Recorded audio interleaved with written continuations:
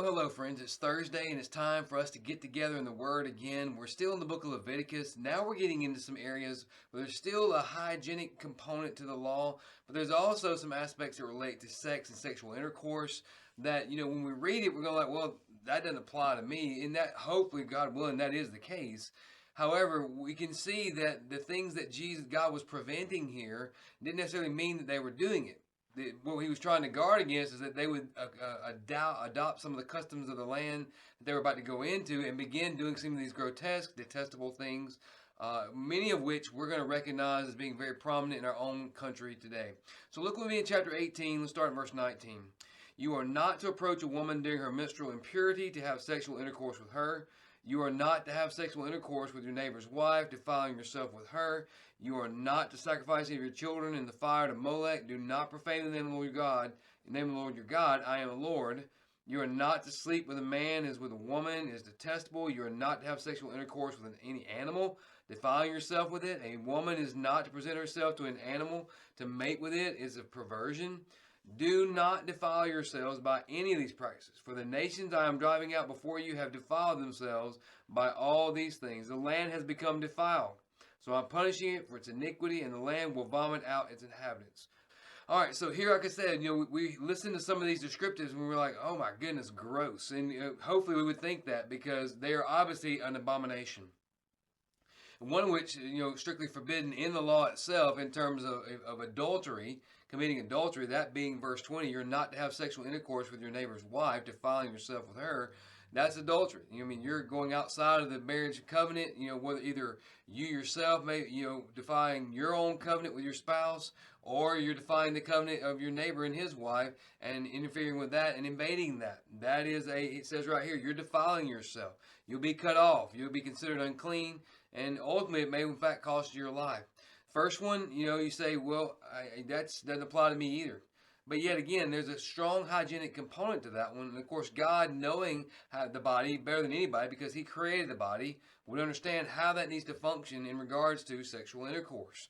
So there's no need to really dive in deep there. The others speak for themselves. But notice this. Verse 21 talks about sacrificing children to Molech. That was one of the gods of the land, the Canaanites. Common practice was for them to sacrifice their children in order to satisfy and appease Molech. You say, well, that doesn't apply to us either. However, we do know that in our nation we have adopted, we have allowed, let me say it that way, we have allowed for so long many to be sacrificed on the altar of self-fulfillment and self-gratification. For many have noted, through various means have gotten pregnant. And because of that, it was a surprise, didn't see it coming. And instead of understanding that this is a blessing, the way it happened was not according to God's will. But what has happened is a blessing because children are a blessing from the Lord. Therefore, I will honor that blessing by carrying that child, by man and woman coming together and nurturing that child. So ladies, please don't think me just putting you out there on an island. No. We men have every responsibility in that as well. Although we don't carry that child, God did not give us that capacity. Regardless of what science may try to tell us, we are still as responsible, in fact, even more responsible as a leader in that situation to nurture and care for both child and mother. And so God says they are sacrificing their children. That's detestable to me. In fact, he says this, do not profane the name of your Lord your God. I am the Lord. What does that mean? Well, we're his image bearers. And as his image bearers, we bear an aspect of his name in terms of our nature and character. So when we treat our children as a sacrifice to be offered to the world, we're in a sense profaning the name of God because we're saying that our children are just like any other thing among creation that we might want to just sacrifice. God says absolutely not. Children are set apart. They're not like the bulls and the goats and the sheep and all those other offerings you might bring. They are set apart. Do not profane my name by sacrificing your children. Then he gets into two areas of homosexuality. You are not to sleep with a man as a woman. It's detestable. So clearly we see here, despite what some modern theologians want to say, and despite what certainly modern culture wants to say, this is a clear description of God saying that I detest and I will not accept homosexuality. It is absolutely forbidden. And so many want to say, well, God's a loving God. He's a compassionate God. He is. He is a loving God. He is a compassionate God. That's why he gave us man and woman, male and female. You say, well, but what about these who are born with these natural attractions toward? What about these who have these natural inclinations toward? No, that's not natural. That's what he's saying there. That is not natural. The nations that Israel was going to depose, they were practicing these things. God says that's detestable. Don't do it. Fight, just like any other sinful urge we have. If those inclinations are within us, we must fight them. We must seek a God-honoring solution to them, whether that's a lifelong commitment to celibacy or whether that's careful counseling to help me to not just resist those temptations, but to reject them all the more and receive what is the natural inclinations of man toward man to woman, woman to man.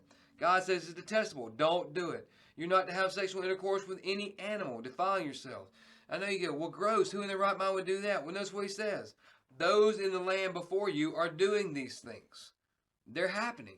And you know what's sad is it happens today. It's happening in our own culture today, that this practice of human to animal relation like that. Yeah, you're right. It is gross.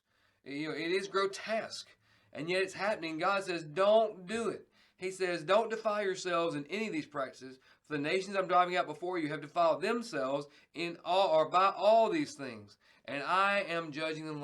Let me tell you something, friends. God is gracious. God is loving, kind, and compassionate. He is merciful. He withholds his judgment. However, he will not endure when a nation, a group of peoples, continues to act in a way that is in direct opposition to his command, his design, his statutes, ordinance. When they continue to do that, God's judgment will come, rest assured. And we as his people need to make certain that we are carefully guarding any tendencies to these particular actions. And of course, there's many others that go with this, but these particular actions, and that we're advocating more for a biblical worldview in regards to sexuality and marriage, in regards to children and raising of children, protection of children, nurturing of children. In regards to all of these, we got to make sure we're advocating the biblical worldview, not just in defiance of the world, but in advocating God's design. Because when we advocate God's design and we act by God's design, then we get God's blessings as a result. I don't know about you, but I would much prefer God's blessings than God's judgment.